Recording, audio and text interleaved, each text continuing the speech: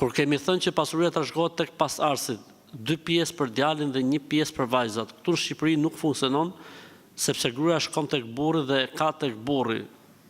A lejohet kjo që ta trashëgojë pasurinë vetëm djali? Në Islam nuk lejohet.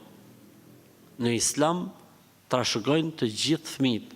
Normalisht ashtu siç e ka ndarë Zoti, 2 hise djali dhe 1 hise vajza, po jo me e lënë vajzën pa gjë. Ndërsa teoria na futet të dhëndri, na futet gjaku huj, na futet, këta janë teori xhahilijeti. Allahu e thot e zeza mbi të bardhë në Kur'an. 2 fishi i gotës merret nga ana e djalit.